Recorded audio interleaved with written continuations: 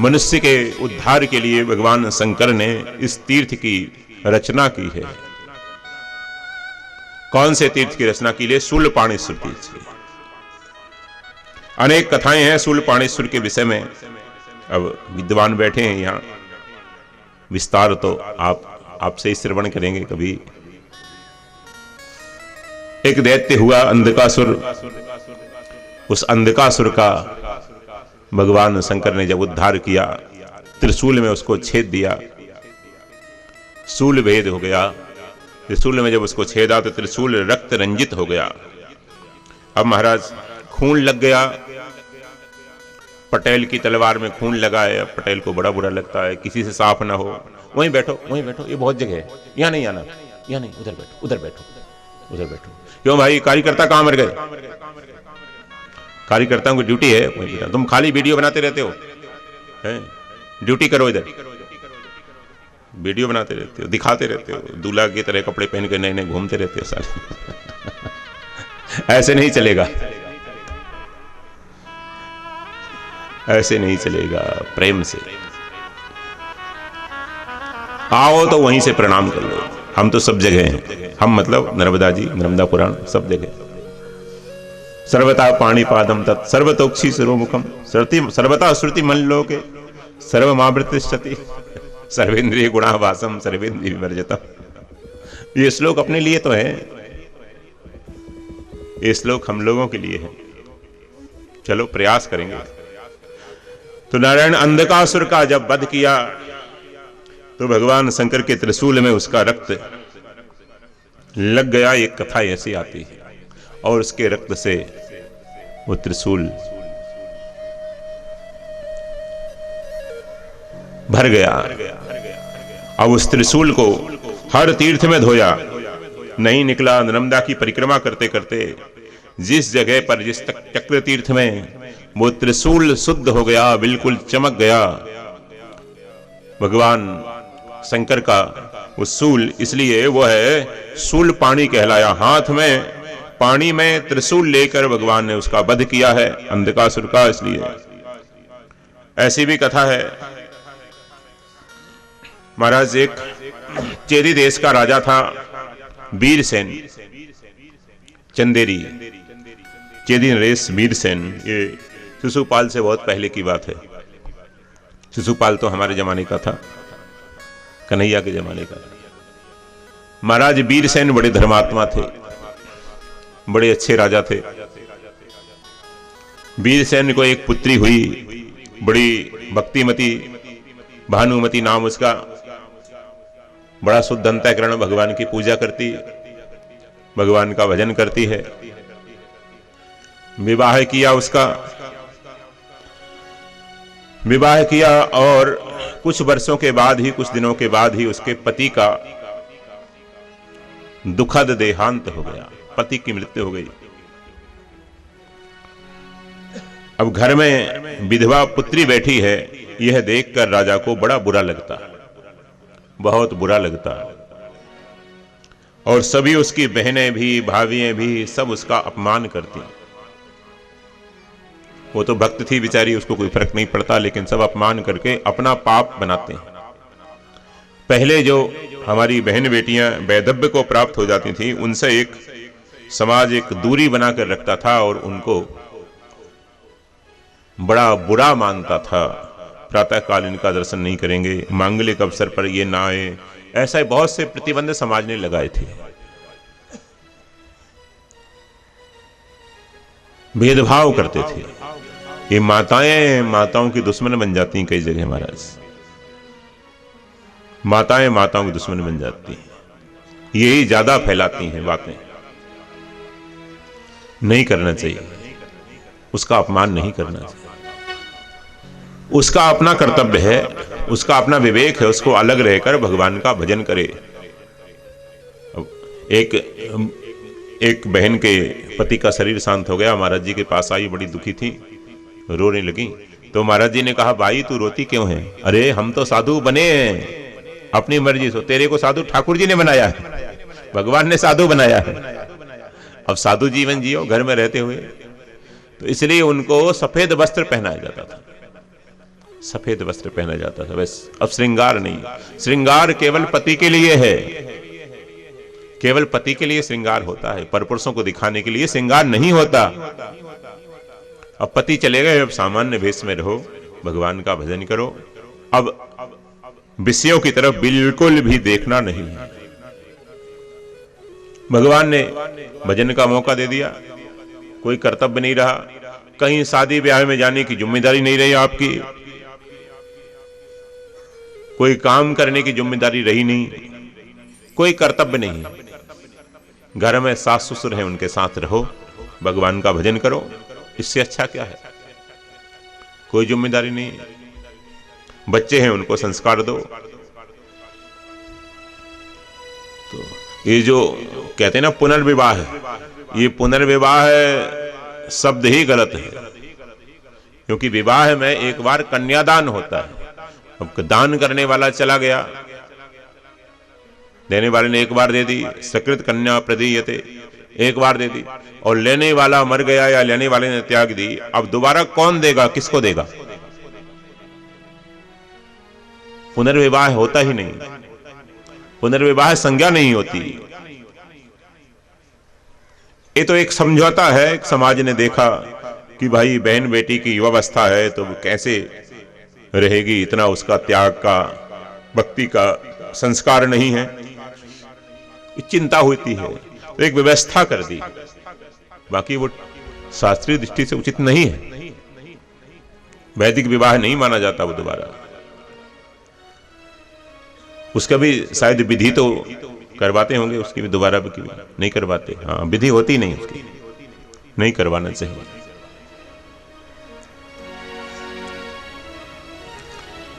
तो घर में ऐसी, तो महाराज जी ने कहा कि भाई अब तुमको बिल्कुल एकदम संत हृदय से, संत भाव से जीना चाहिए। जैसे एक साध्वी का भाव होता है, घर में वैसे ही रहो, किसी से राग द्वेष नहीं, सब सहन करो, मान अपमान सब सहन करो, सर्दी गर्मी सब सहन करो, भूख प्यास सहन करो। साधुता क्या है? सहनशीलता। सहनशीलता ही साधुता है, सहनशीलता ही तो भक्त की पूंजी है। सहन नहीं करते, बार बार उत्तेजित हो जाते हैं, बात बात में एक्साइट करते हैं, वो क्या भक्त हैं? छोटी छोटी बात में गुस्सा आ जाता है, छोड़ देते हैं, भाग जाते हैं, मरने की सोचते हैं, आग लगा लें, कुछ कर लें। ये भक्ति का, ये भक्तों का गुण नहीं है, ये साधकों का गुण नहीं है। सहनशीलता। तितिक्षवः कारुणिकः सुहृदः सर्वदेहिनां अजात शत्रवः शान्तः साधवः साधुभूषणः। ये 5 आभूषण है साधकों के, 5 गहने हैं। तितिक्षा सहनशीलता, कारुणिकः करुणा, तितिक्षवा कारुणिकः सुहृदः सर्वदेहिनां, सबके प्रति सुहृद भाव, सबके हित का भाव, सबके भले का भाव। जो कर अनहित हित ताहू सो, जो बुरा करता है उसका भी अच्छा। उमा संति की यही बड़ाई, मंद करत जो करई भलाई। यही बड़प्पन है उसका, साधक का। क्या? जो बुरा करता है बदले में उसका भी भला करे, उसका भी भला करे, यही साधुता। उसका भी भला चाहे। राम भजे हित नाथ तुम्हारा, तुम पे तो सरिस भले ही मोहि मारा, लेकिन राम भजे हित नाथ तुम्हारा। उमा संत की यही बड़ाई, मंद करते जो करई भलाई। मंदा करता है, बुरा करता है, उसकी भी भलाई करता है, उसकी भी भलाई करते हैं। ऐसा भाव भक्त का होता है। तो महाराज राजा वीरसेन को बड़ा बुरा लगता। तो संतों ने कहा है कि अब उन बहन बेटियों को, अपना भाइयों को भी संयमित जीवन जीना चाहिए, भगवान का भजन करना चाहिए, सहनशीलता बढ़ाओ, घर में रहो। इतने दिन का संयोग था, पूर्व जन्म का कोई हमारा ही दोष है। अगर दुख मानते हो तो हमारे पाप से दुख आया है, दुख मानते हो तो दुख का कारण पाप है। करहीं पाप पावहीं दुख, भय रुज शोक वियोग। करहीं पाप पावहीं दुख, भय रुज शोक वियोग। 5 चीजें हो गई। पाप के 5 फल हैं, पाप के 5 फल मिलते हैं। आपका ऐसा पेड़ हो, अमरूद का पेड़ हो, उसमें 5 तरह के फल लगे, ऐसा नहीं होता। लेकिन ये पाप रूपी वृक्ष में 5 फल लगते हैं। करहीं पाप तो क्या होगा? पावहीं दुख, पावहीं रुज, पावहीं शोक, पावहीं वियोग, पावहीं भय। भय, रुज, शोक, वियोग, ये पाप का परिणाम है। तो भानुमति का सब जगह तिरस्कार है, अपमान है। पिता को बड़ा कष्ट होता है, बहुत दुख होता है। अब सब लोग दुखी होते हैं उसका वैधव्य देखकर। अंत में भानुमति ने कहा कि पिताजी, मेरे कारण से अगर लोगों को तकलीफ होती है तो अब मैं यहां नहीं रहूंगी। देखो, साधक का एक कर्तव्य है, अगर उसके कारण सबको तकलीफ हो रही है तो फिर वो जरा सोचे, अपने को बदले। और हमारा कोई दोष नहीं है तो वो स्थान बदल ले। जैसे मीरा जी ने देखा कि मेरे कारण सबको तकलीफ हो रही है, सबको तकलीफ हो रही है, सब दुखी हैं। मैं भगवान की भक्ति करती हूँ, ठाकुर जी के सामने नृत्य करती हूँ, सबको दुख होता है कि देखो हमारे कुल की लाज खो दी इसने।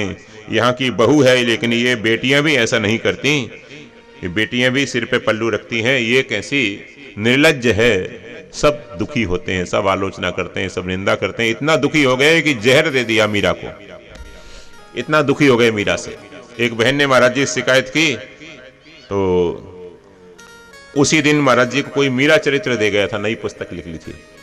शिकायत की उसने, मेरे को बड़ा दुख देते हैं पति, सास ससुर सब। तो महाराज जी ने कहा कि भाई भगवान का भजन करो, ये पुस्तक पढ़ो, फिर बाद में आओ। उस समय महाराज जी कहीं जा रहे थे, दे दी उसको। तो बाद में वो आई तो महाराज जी ने पूछा कि मीरा से तुलना करो अपनी, मीरा जितना दुख तेरे घर में मीरा जितना दुख है या कम है? उसने कहा महाराज उससे तो हजारों गुना भी नहीं है, हजारों गुना कम है। बस फिर काहे दुखी होती? फिर क्यों दुखी होती? मीरा से तो बहुत कम दुख है आपका, पांडवों से तो बहुत कम दुख है। कम से कम घर से आपको भाई ने निकाला नहीं है, आपकी जमीन दबा ली भाई ने और 12 वर्ष निकाल दिया हो। ऐसा हुआ है किसी के साथ? बोलो, ऐसा नहीं हुआ महाराज, निकाल दिया उनको। सुग्रीव की तो लुगाई भी दूसरों ने छीन ली, बाली ने छीन ली, पत्नी भी छीन ली। आपकी तो पटेलन को किसी ने छीनी नहीं, भाई ने। हरे लीने सर्वस अरु नारी, रिपु समय मोहि मारे सियति भारी। भारी मार पड़ी है भाई से, इतना कष्ट नहीं है। ये कथाएं सुनने का यही तो तात्पर्य है। मोरल ऑफ द स्टोरी यही तो है कि हम ये देखें कि महापुरुषों ने कितना सहा है, महान नारियों ने कितना सहा है। हम तो थोड़े थोड़े में रोने लगते हैं। सहनशीलता बढ़े, तितिक्षा बढ़े। उनका चरित्र पढ़कर महाराज जी कहते थे कि महापुरुषों का, महान नारियों का चरित्र पढ़ते रहो। ईश्वर भक्त जीवन मुक्त, दोनों भक्त और ज्ञानी, ईश्वर भक्त जीवन मुक्त संत पहले जो हो गए, उनकी कथाएं गा सदा मन शुद्ध करने के लिए। अपना अंतःकरण उनसे शुद्ध होता है। तो भानुमति बड़ी दुखी है। वीरसेन से पूछा, सब दुखी हैं उससे, वो तो भगवान का भजन करती है। पूछा महाराज मैं यहां से चली जाऊं तो मीरा जी ने देखा कि मेरे कारण लोग दुखी हैं, हमारा कोई दोष नहीं फिर भी दुखी हैं, तो वहां मत रहो। इस साधकों के लिए व्यवस्था है। अगर कोई कर्तव्य आपका नहीं है, बच्चों की शादी ब्याह हो गई, अब बच्चे आपसे दुखी रहते हैं बहुत आपके व्यवहार से, तो या तो व्यवहार बदलो या फिर स्थान बदलो, दोनों में से एक करो। बच्चों को अलग कर दो, आप अलग हो जाओ, प्रेम से रहो। एक बहुत बड़े उद्योगपति महाराज, उनके बच्चे ने हमसे कहा कि महाराज ये बाप तो हमारा मानता ही नहीं है, छोड़ते कोई काम हमको करने ही नहीं देता, हर काम गड़बड़ करता है, हमको देते नहीं करने को। ना फैक्ट्री का काम, ना ऑफिस का काम, ना हमारा डिस्ट्रीब्यूशन का काम, मार्केटिंग का काम, कोई काम हमको संभाल नहीं देता। हर काम अपने हाथ में लेता है और हर काम गड़बड़ करता है। क्या करें महाराज? हमने कहा भैया पिताजी हैं, पिताजी तो पिताजी हैं। तो हमारे कारण लोग दुखी हो रहे हैं तो कारण देखो, या तो हमारी गलती है या उनकी गलती है। कारण का निवारण करो। तो निर्णय लिया स्वयं भानुमति ने कि मैं तीर्थ यात्रा को जाऊंगी। बूढ़े बूढ़े मंत्री भेज दिए, सैनिक भेज दिए, दासियां भेज दी, जाओ बेटा।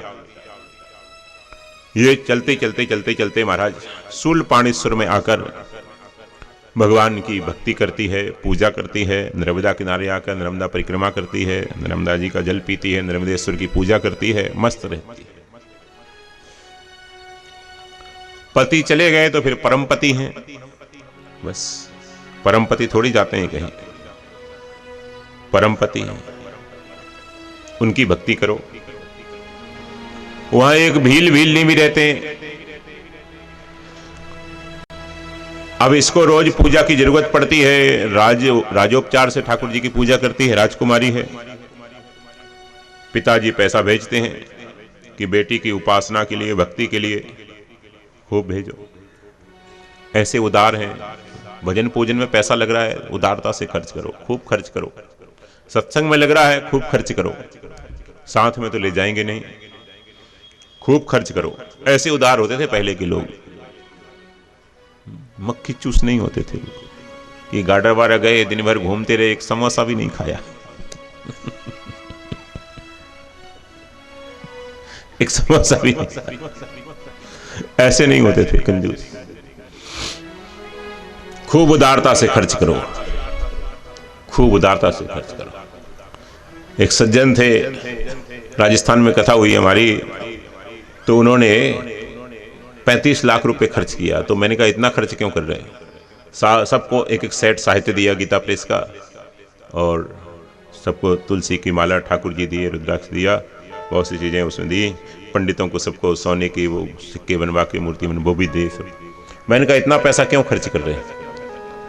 तो उन्होंने कहा महाराज हमने बच्चे की शादी की थी तो 70 लाख खर्च किया थे, तो आधा हुआ है, और शादी में तो कुछ नहीं मिलता, सत्संग में तो कितना मिलता है। ये भावना देखो, शादियों में तो आप भी लगाते हो, लेकिन जहां सत्संग होता है वहां पर नहीं होता खर्च। जहां पर कोई दान पुण्य करना है वहां सबसे पुराना 10 का नोट देखेंगे महाराज, लुंज पुंज, वो पंडित जी को देंगे, वो भी लंबा करके, पूरा लंबा करके, सबको दिखाकर, इतना ऊंचा करके दिखाकर फिर देंगे।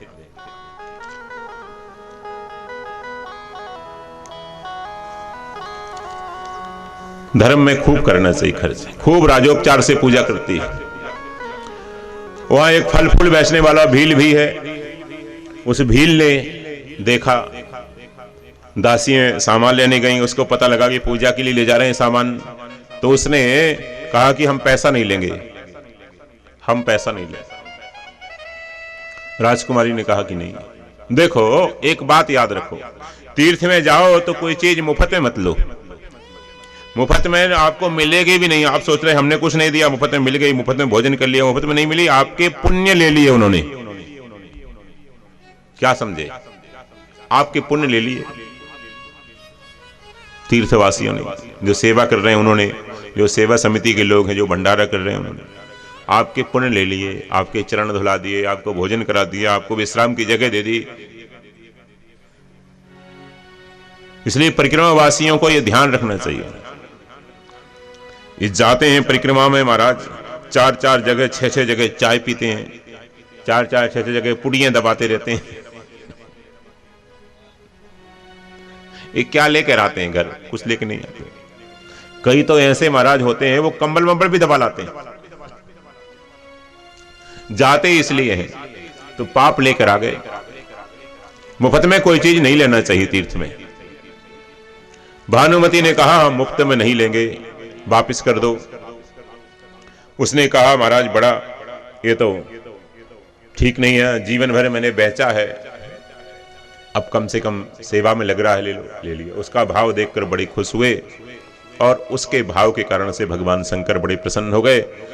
लेकिन इसके मन में राजकुमारी की पूजा देखकर, राजकुमारी की भक्ति देखकर, इतनी भक्ति महाराज साधु संत आते उसके पास, उसकी भक्ति देखकर बड़ी आत्मग्लानि हो गई।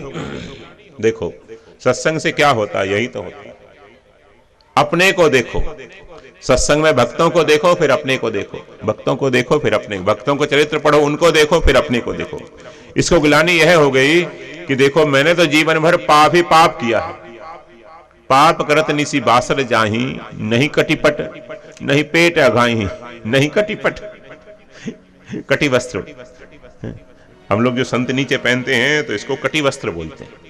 कटी वस्त्र पूछते हैं, कहते हैं यार हमारा कटी वस्त्र यहाँ सूख रहा था, कहाँ गया? वृंदावन में दीख नाई रहो। बोले बंदर ले गए होगा महाराज। और तो कौन ले जाएगा, बंदर ले गया होगा। पंडित जी से पूछा हमने, कहा दिख नहीं रहा। तो हमने कहा बंदर कौन है? भूतपूर्व पंडित तो बंदर है। तो पीछे पड़ गए हमारे पीछे। बोले कहा कह रहा है बाबा?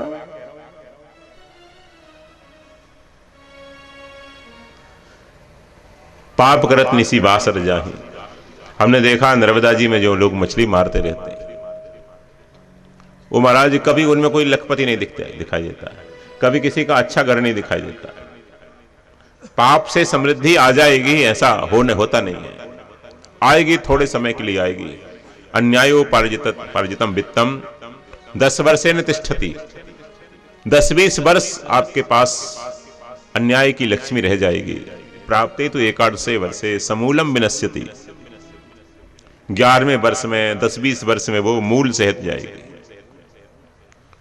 तो पाप से लक्ष्मी नहीं आती, पापियों के लक्ष्मी नहीं रुकती, आ भी जाएगी तो रहती नहीं है।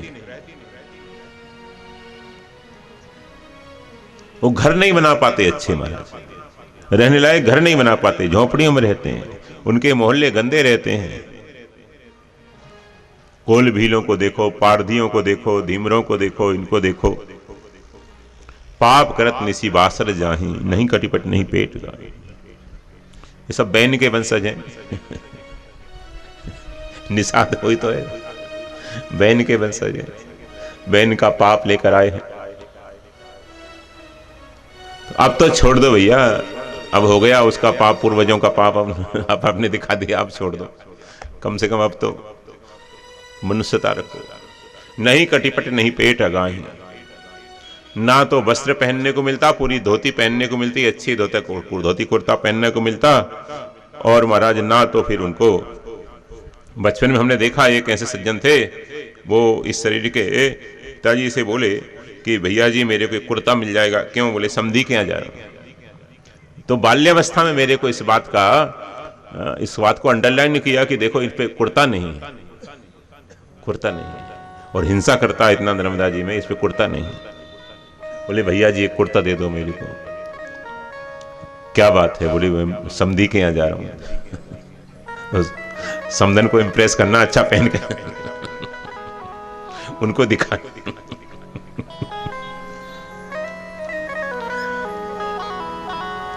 इसलिए भाई पाप से कभी सुख नहीं मिलता। करहीं पाप पावहीं दुख भय रुज शोक वियोग। ये पाप के 5 परिणाम आपको मिलेंगे, याद कर लो। पाप किया है अथवा कर रहे हो तो 5 परिणाम भोगने को तैयार रहो। एक्शन के ये 5 रिएक्शन है। There are 5 reactions. 5 रिएक्शन है। इसको बड़ी गिलानी हुई, सोचा मैं मर जाऊं तो अच्छा है। अब शंकर जी ने इसकी पूजा स्वीकार कर ली थी और इसका अंतःकरण शुद्ध हो गया था। गिलानी हो जाए, आत्मगिलानी होने लगे, पश्चाताप होने लगे, तो समझो अब आप जल्दी निष्पाप हो जाएंगे। सबसे पहले पश्चाताप हो जाए, पश्चात बाद में जब हमको पता चले कि हमसे गलती हुई है तो दुख हो जाए, बाद में दुखी हो जाए आप अपने किए हुए से, पछतावा हो जाए आपको, जब रियलाइज हो उसका, तो इसको पश्चाताप बोलते हैं। पश्चात, आफ्टर, बाद में दुखी हो जाएं आप, अपने को धिक्कार देने लगे, आत्मग्लानि से भर जाएं। यह एक प्रायश्चित्त का उपाय शुरू हो गया। लेकिन जिनका अंतःकरण अशुद्ध है उनको पश्चाताप भी नहीं होता महाराज। कोई दूसरा कहता है तो भी उससे लड़ते हैं, उसी को जस्टिफाई करते हैं कि हमने क्या बुरा किया है, क्या बुरा किया है, हम क्या कर रहे हैं, हम सही कर रहे हैं। ऐसा एक अंतःकरण इतना पाप में भर जाता है कि उनको कभी फील भी नहीं होता कि हम गलत कर रहे हैं। ये होना चाहिए।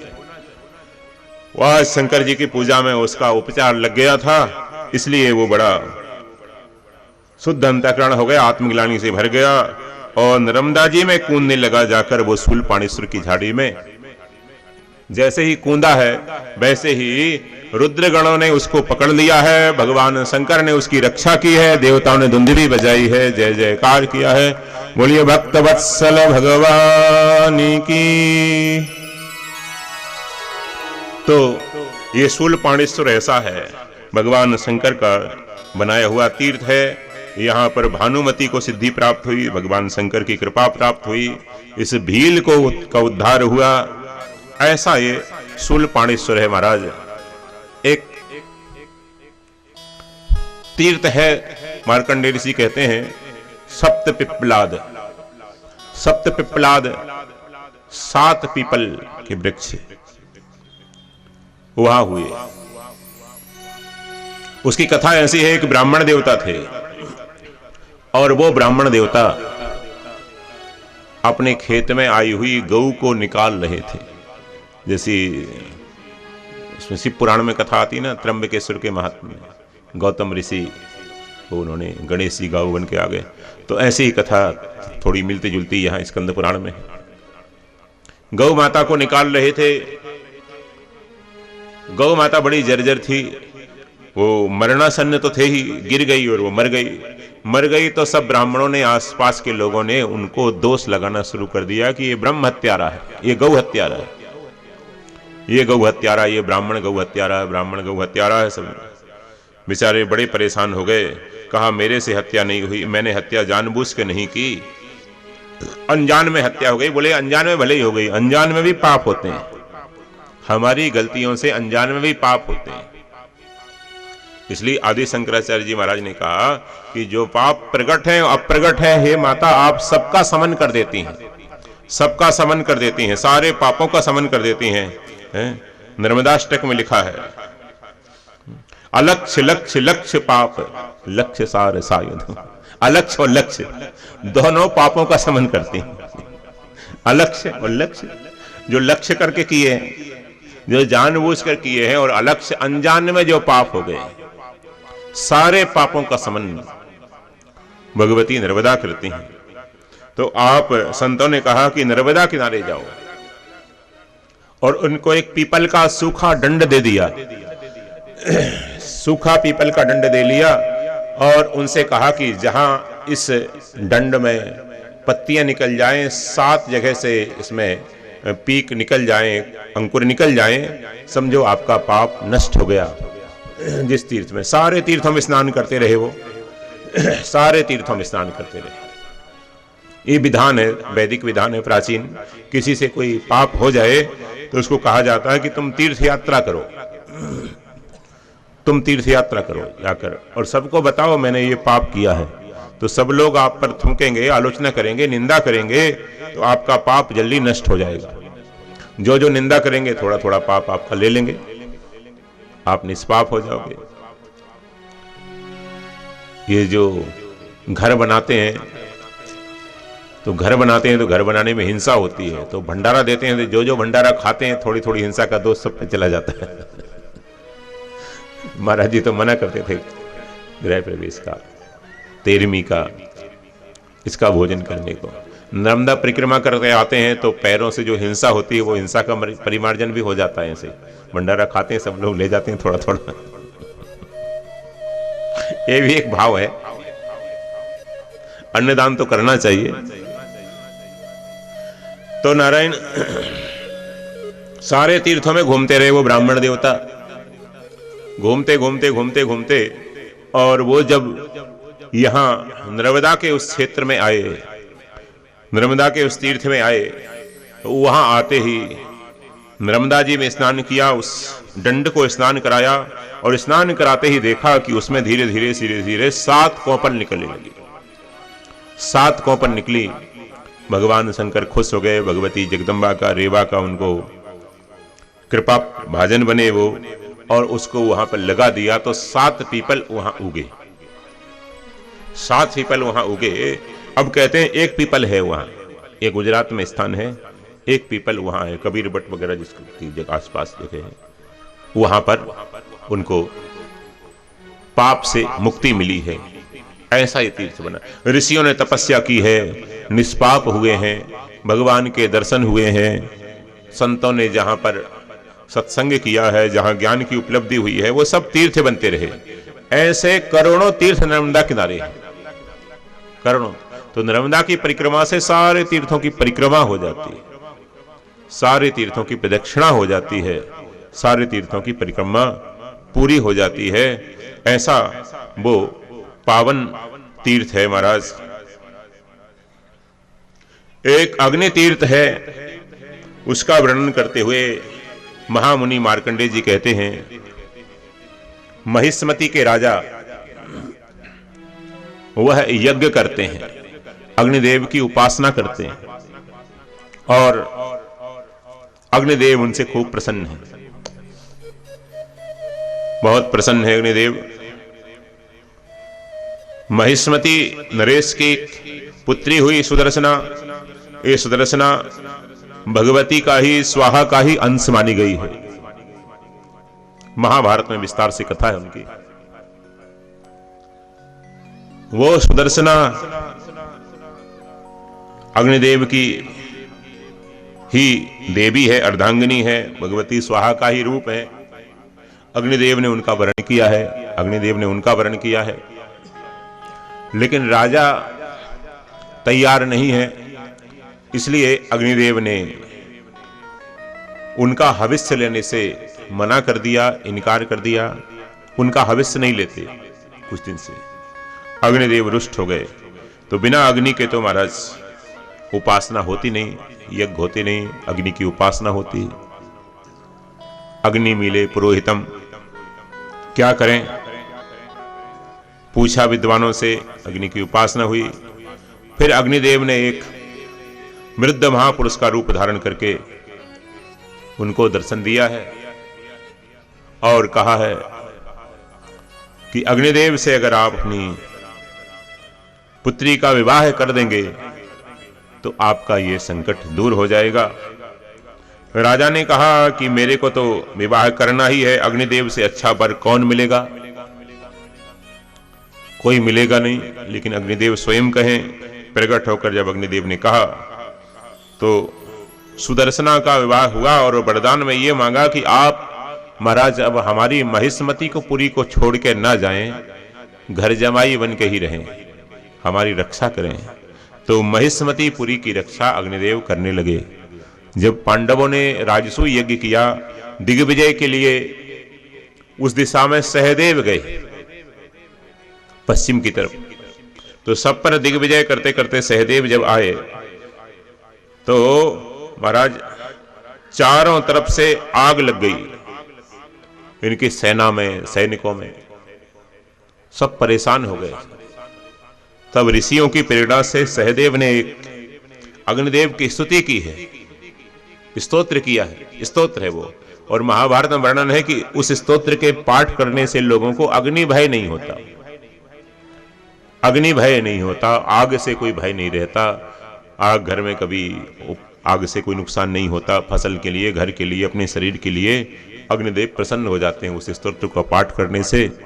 फिर उनको मना कर ही अग्निदेव सहदेव आगे बढ़े और महिष्मति नरेश से कर लिया है, उनको जीता है। वो यज्ञ में आए हैं, राजसूय यज्ञ में।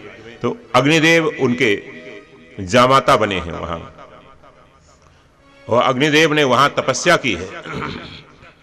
यह भी कारण है। अग्नि कुंड है वहां, अग्नि तीर्थ है, अग्निदेव ने तपस्या की है और भगवान शिव की कृपा प्राप्त की है। एक रवि तीर्थ है, सूर्य भगवान की तपस्थली है रवि तीर्थ। और एक ब्राह्मण ने सूर्य भगवान का प्रत्यक्ष दर्शन करने के लिए तपस्या की है वहां, इसलिए भी इसको रवि तीर्थ कहते हैं। सूर्य भगवान ने उनको दर्शन दिया है। ये भगवान के 5 रूप हैं, पंचदेव उपासना हमारे यहाँ।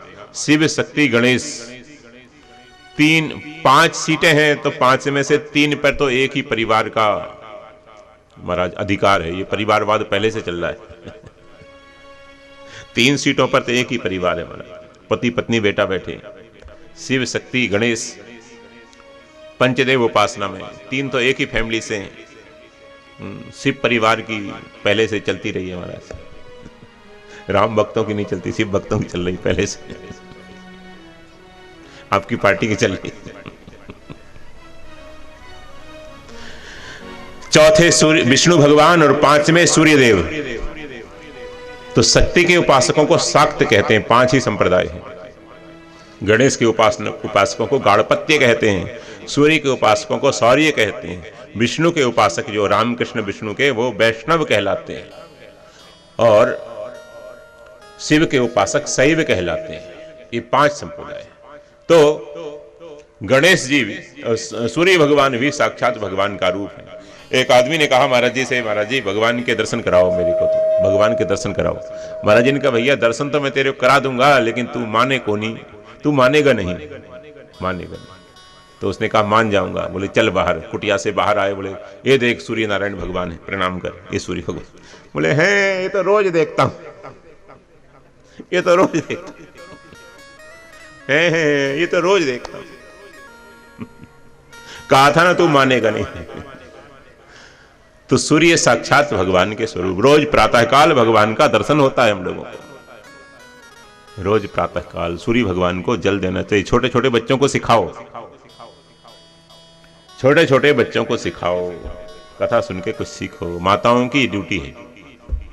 क्या ड्यूटी माताओं की? सुनो राम प्यारी बात मत करो, ए पीछे,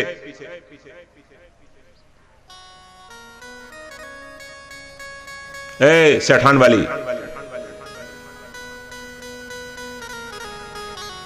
जमाड़ा वाली, सब महाराज मेरे को पता है कहां कहां की ये बच्ची।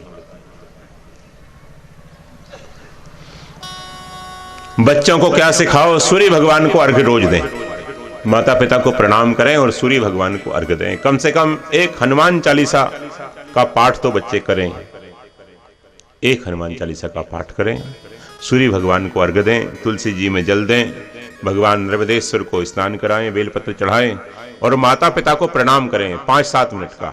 और जिनका यज्ञोपवीत संस्कार हो गया वो संध्या करें। संक्षिप्त संध्या 5 मिनट की होती है, संक्षिप्त संध्या 5 मिनट की होती है। किसी को सीखना है तो हमारे सिद्धेश शास्त्री जी सीख लो, हमारे ये साथी लोग भी करते हैं, इनसे सीख लो।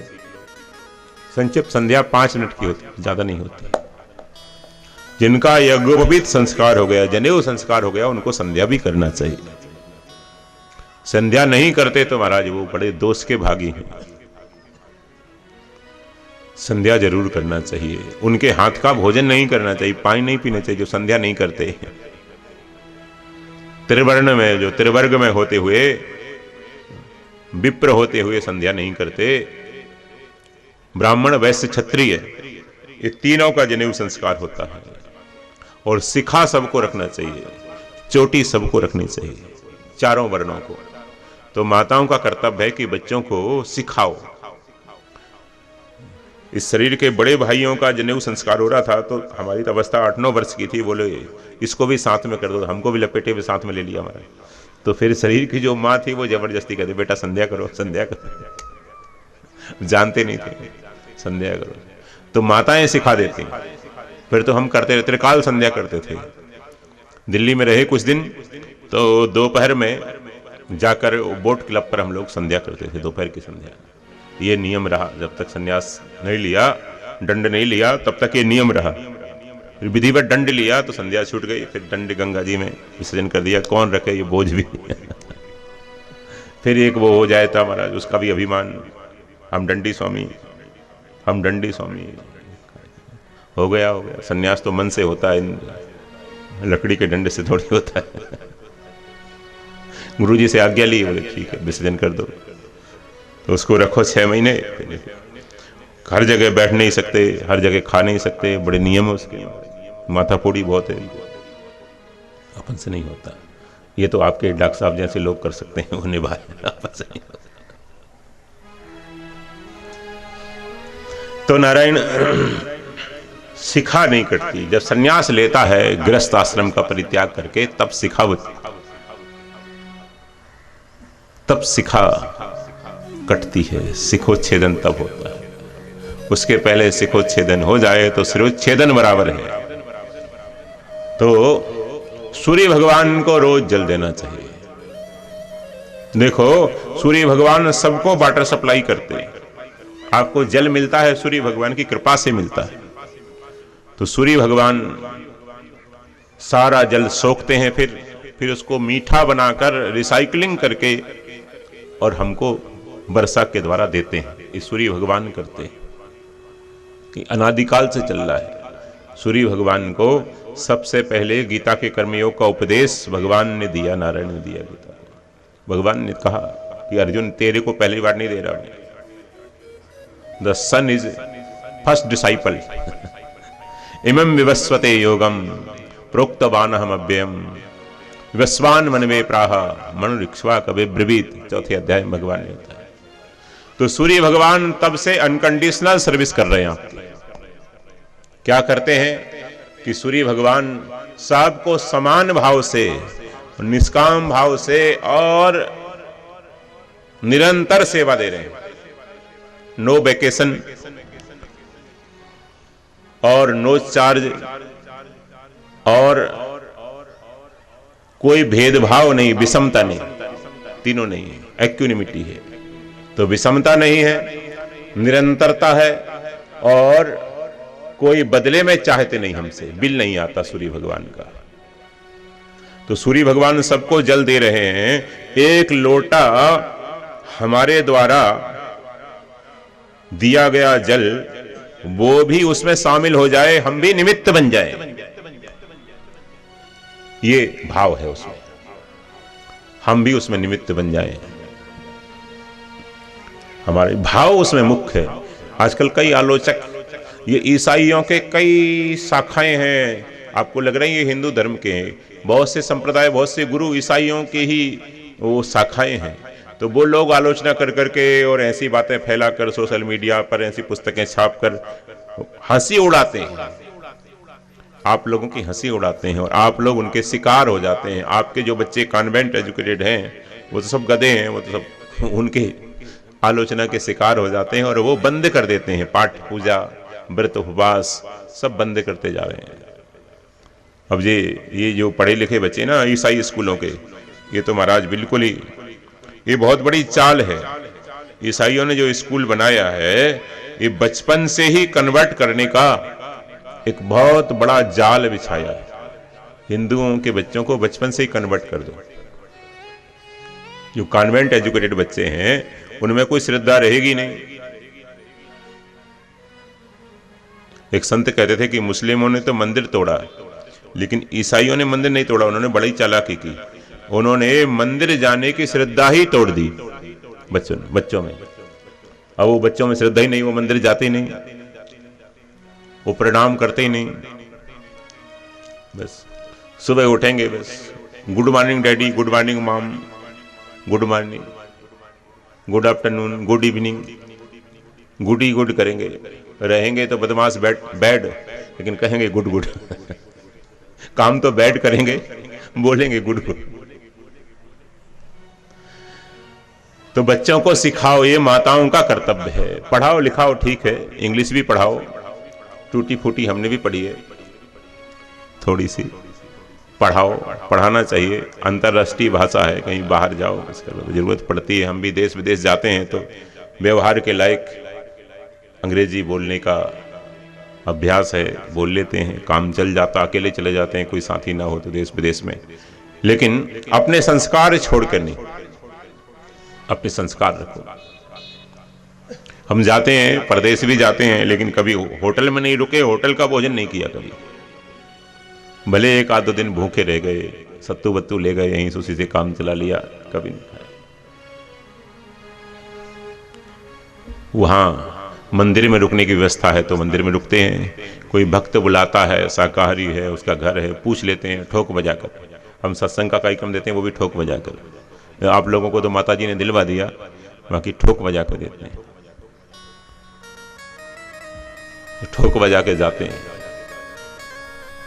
सिद्धांत वो अपने रखते हैं, कुछ लेने के लिए नहीं जाते, देने के लिए देवरी आए हैं। लेकिन आप कटोरा उल्टा कर लेते हो तो मैं क्या करूं। आपका कटोरा उल्टा है तो मैं क्या करूं बताओ? आप सीधा तो करो। सूर्य भगवान को रोज जल देना चाहिए। ब्राह्मण ने साक्षात सूर्य भगवान के दर्शन के लिए उपासना की है। सूर्य भगवान ने वहां नर्मदा के तट पर उपासना करने वाले उन ब्राह्मण देवता को दर्शन दिया है, इसलिए वो रवि तीर्थ कहलाता है। एक मेघनाद तीर्थ है, मेघनाद तीर्थ। रावण का जो पुत्र है वो मेघ की तरह गरजा था। वो रोया नहीं था, गरजा था मेघ की तरह, गड़ गड़ गड़ गड़ गड़ गड़ गड़ गड़ गड़ गड़, इसलिए उसका नाम मेघनाद पड़ गया। मेघों का नाथ नहीं है वो, मेघनाथ तो इंद्र है, वो मेघनाद है। बहुत से लोग मेघनाथ कहते हैं, मेघनाद नाद करता है। शायद मेघनाथ नाम भी आया है कहीं, रामचरितमानस में मेघनाथ नाम नहीं आया, मेघनाद ही, मेघनाद। मेघों को समान गर्जा है, गर्जना की सारे देवता भी कांप गए, सब कांप गए, तो उसका नाम मेघनाद ही पड़ गया। एक बार रावण भगवान शंकर को लेकर आया कैलाश से कि लंका चलो। भगवान शंकर लंका जाना नहीं चाहते कि राम जी इसका उद्धार करेंगे, तो मेरे को तो रक्षा करनी पड़ेगी, इसके अन्याय का समर्थन करना पड़ेगा। शंकर जी जाना नहीं चाहते। एक शर्त रख दी शंकर जी ने, चलूंगा मैं तुम्हारे साथ, लेकिन बीच में कहीं विश्राम मत करना, गाड़ी रोकना मत। बीच में विश्राम किया तो मैं वहीं रुक जाऊंगा। इसने कहा ठीक है, मैं क्यों रुकूंगा बीच में, नॉन स्टॉप गाड़ी है हमारी, चलते रहेंगे, चलते रहेंगे। चल पड़ा, चल पड़ा। बैठ जाओ, जल्दी बैठ जाओ, जल्दी बैठ जाओ, बैठ जाओ।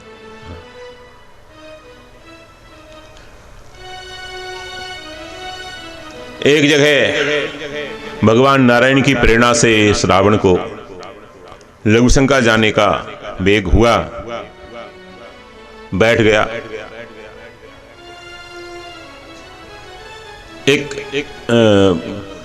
भगवान एक चरवाहे का रूप धारण करके आ गए और चरवाहे का रूप धारण करके वहां विचरने लगे। तो बोले क्या बात है पंडित जी? बोले बेटा जरा ये शिवलिंग को तो संभाल लेगा, तो मैं लघुशंका करके स्नान करके आता हूँ अभी। बोले बिल्कुल संभाल लूंगा पंडित जी, इतनी सी बात है बस। अरे हम तो देवरी वाले यात्रियों का बड़ा सम्मान करते हैं, बड़ी सेवा करते हैं, इतनी सी बात है, आप तो बैठो हमारे यहाँ रोटी भी खाओ। संभला दिया उनको और जैसे स्नान करने गया और भगवान ने वहीं स्थापित कर दिए शिव जी को और अंतर्धान हो गए। रावण आया तो देखा तो बालक तो भाग गया, फिर बहुत शक्ति लगाई रावण के अभिमान को शिव जी ने तोड़ दिया वहां।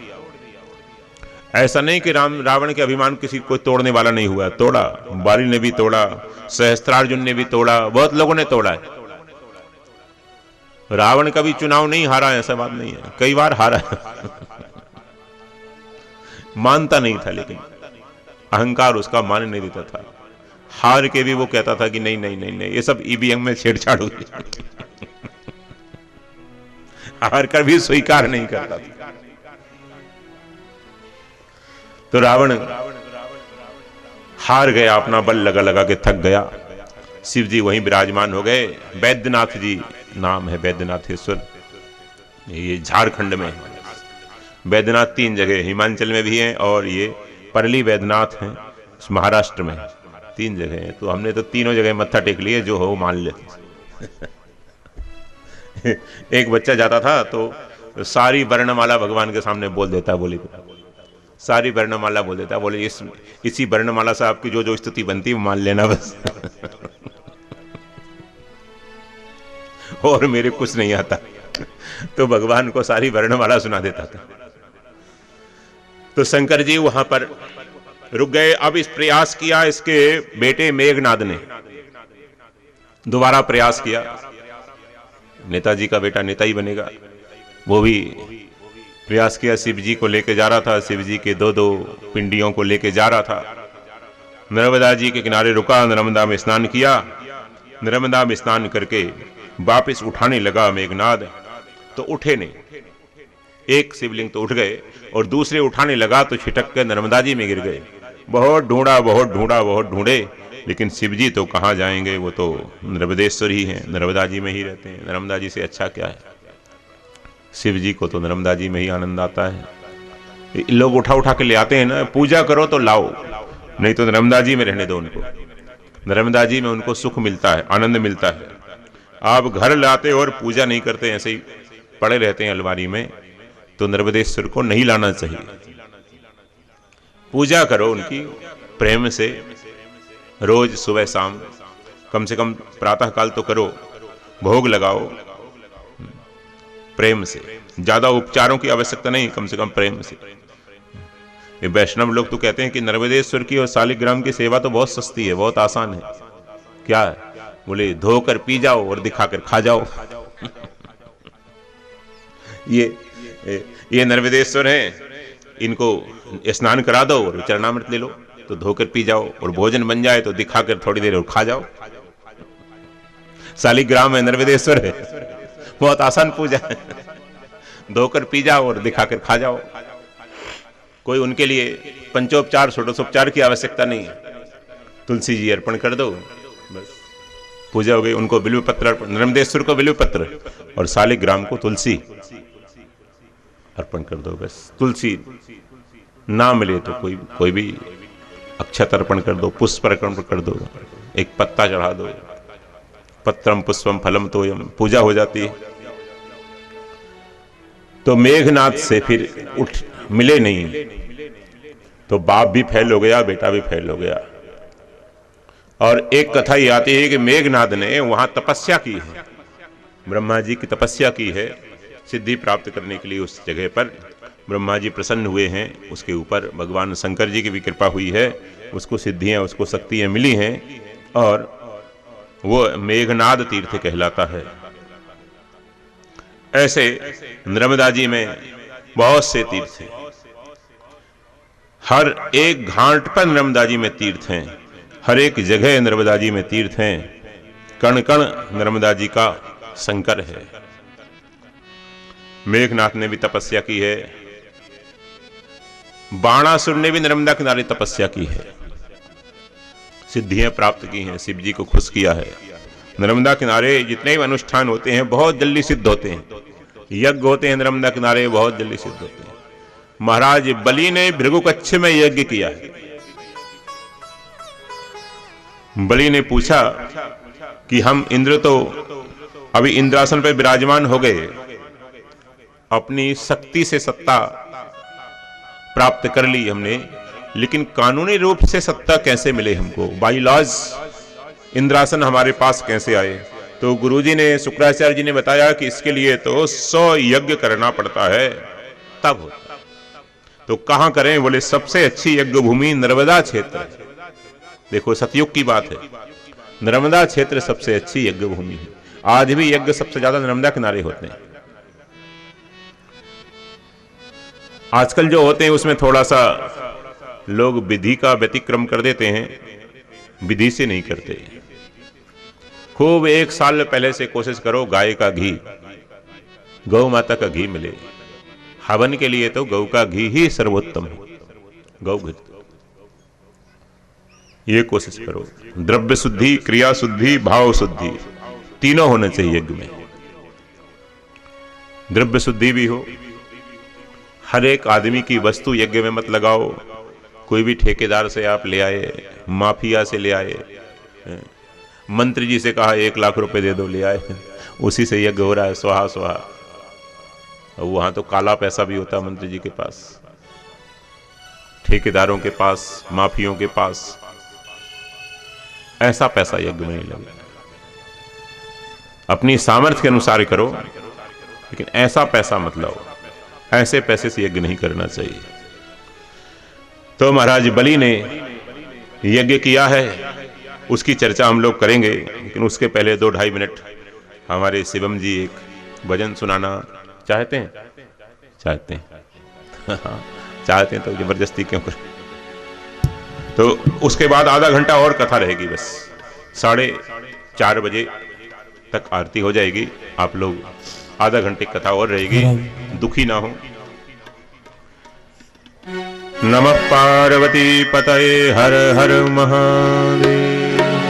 बोलो नर्मदा मैया की जय। जल की व्यवस्था पीछे है, जल की व्यवस्था पीछे है, आप लोगों को चाहिए, हमने मना किया है पिलाना, तो उससे सत्संग का सत्संग विक्षेप होता है, मना किया है जी।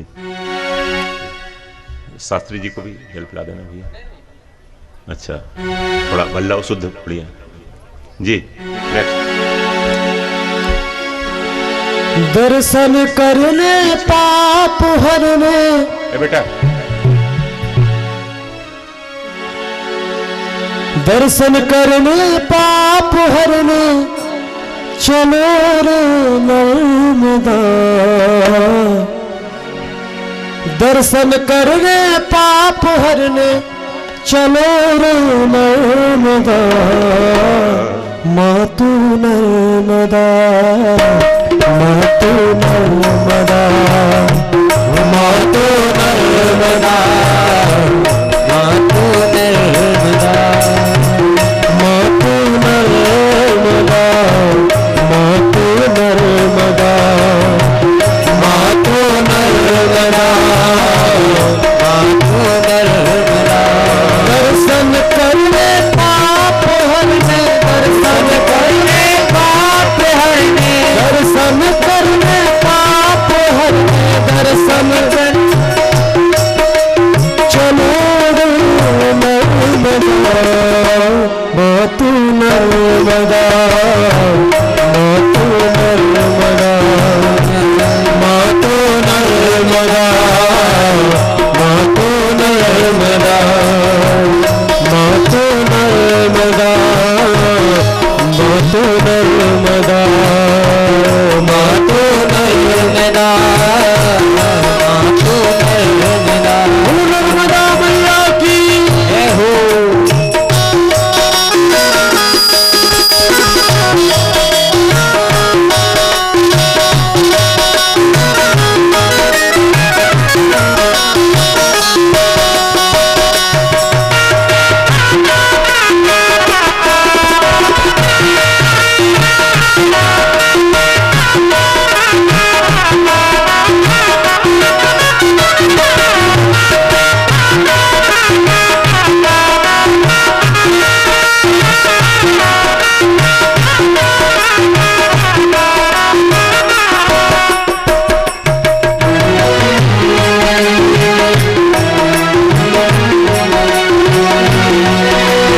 ब्रह्मा की प्यारी, विष्णु की प्यारी, शिव की दुलारी माँ।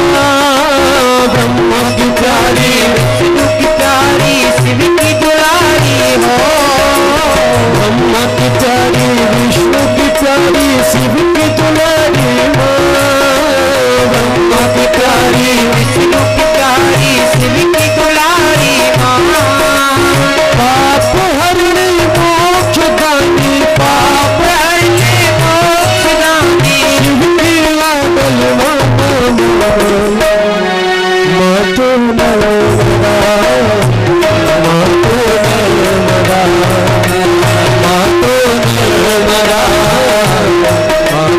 नर्मदा।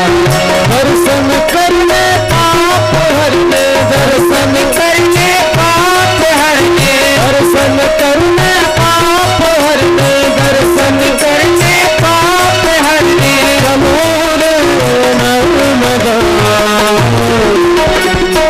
मातु नर्मदा, मातु नर्मदा, मातु नर्मदा, मातु नर्मदा, मातु नर्मदा, मातु नर्मदा, मातु नर्मदा, मातु नर्मदा, मातु नर्मदा, मातु नर्मदा, मातु नर्मदा, मातु नर्मदा।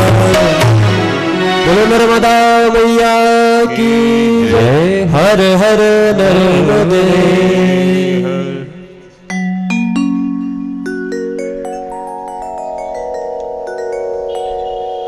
तो पुनः आप लोग अब विराजमान हो जाइए।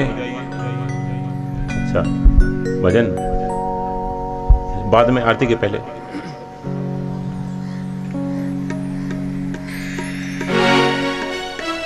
तो नर्मदा किनारे मनुष्यों ने, देवताओं ने और असुरों ने भी तपस्या की है। नर्मदा जी ऐसी हैं, माँ है ना, तो माँ तो सबकी है। कोई कुपुत्र हो उसकी भी माँ होती है, कोई सुपुत्र है उसकी भी माँ है, और कोई सामान्य है उसकी भी माँ होती है।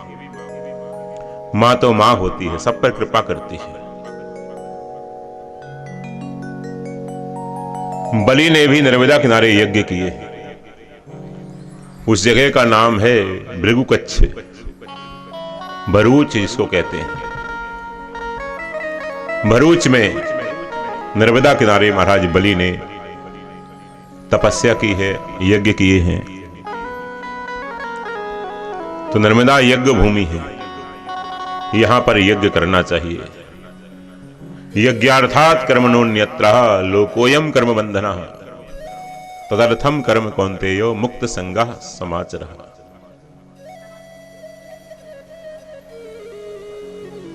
यज्ञ के लिए ही जीवन है। भारतीय संस्कृति यज्ञ संस्कृति है।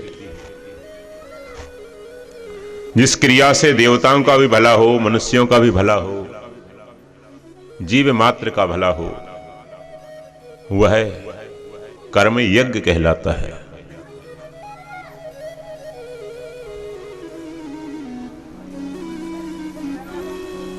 तो शुक्राचार्य जी की प्रेरणा से, उनकी बताई हुई विधि से महाराज बलि ने यज्ञ किए हैं। 100 यज्ञ करने का संकल्प लिया है। हजारों साल महाराज तपस्या करते हैं। पहले आयु भी लाखों वर्ष होती थी, अब आयु इतनी नहीं होती, तो कम से कम शास्त्रों ने कहा कि 6 महीने तो कम से कम नर्मदा किनारे रहना चाहिए।